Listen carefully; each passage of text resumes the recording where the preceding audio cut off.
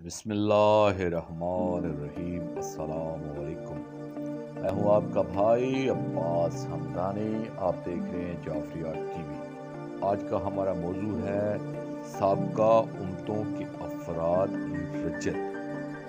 دوستو، میں نے پہلے عرض کیا ہے کہ رجعت حشر اصغر یا قیامت صغری ہے۔ ہاں، اس میں کئی امم سابقہ کے لوگوں کو بھی بلایا جائے گا، جیسا کہ جناب اسماعیل صادق الوائد علیہ السلام کے بارے میں ہے کہ جب انہیں شہید کیا جا رہا تھا تو جناب جبرائیل علیہ السلام نازل ہوئی اور عرض کیا، آپ کا خالق فرماتا ہے کہ آپ چاہیں تو اسی وقت اس امت ملعون پر عذاب نازل کیا جا سکتا ہے۔ اس پر انہوں نے فرمایا تھا کہ میں اس وقت اپنا انتقام نہیں چاہتا، ہاں جب شہدائے کربلا علیہم السلام کا انتقام ہو تو ہمارا انتقام بھی انہی کے منتقم حقیقی اجر اللہ فرج شریف ہی لے۔ ان کی اس تمنا کی تکمیل بھی ہمارے شہنشاہ امام زمانہ اجر اللہ فرج شریف کے زمانہ خروج میں ہوئی۔ اسی طرح 70 افراد بنی اسرائیل کی رجعت کا ذکر بھی موجود ہے۔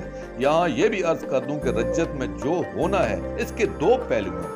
اس میں ایک پہلو ہے پاک خاندان توحید و رسالت علیہم السلام کے غموں کا ازالہ، ان کے مصائب کا خاتمہ، ان کے گھروں کو دوبارہ آباد کرنا، ان کی لوٹی ہوئی مسرتوں کو لوٹانا، ان کی چھینی ہوئی خوشیوں کو واپس لانا، دکھی ماؤں صلوات اللہ علیہن کی تمناؤں کی تکمیل، ضعیف والدین کی آرزوؤں کی تکمیل۔ اس میں سارے پاک خاندان علیہم السلام کی آبادی اور بحالی کے کام شامل ہے۔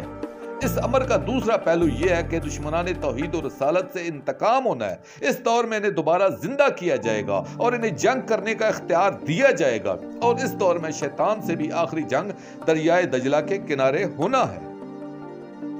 دوستو، آخر میں شکریہ ادا کروں گا اپنے مرشد کریم سید محمد جعفر الزمان نقوی البخاری سرکار دامث اللہ تعالیٰ کا۔ یہ مضمون میں نے ان کی کتاب مصباح شیعت سے پیش کیا ہے، اور آخر میں اپنے پاک شہنشاہ کی بارگاہ میں دعا کریں گے، الجل الجل یا ولی المظلومین، الجل الجل یا ولی المعصومین، الجل الجل یا صاحب الرجعت، اجر اللہ تعالی فرجک وصلوات اللہ علیکہ یا رب محمد وآل محمد صلی اللہ محمد وآل محمد وعجل فرج آل محمد صلی اللہ علیہ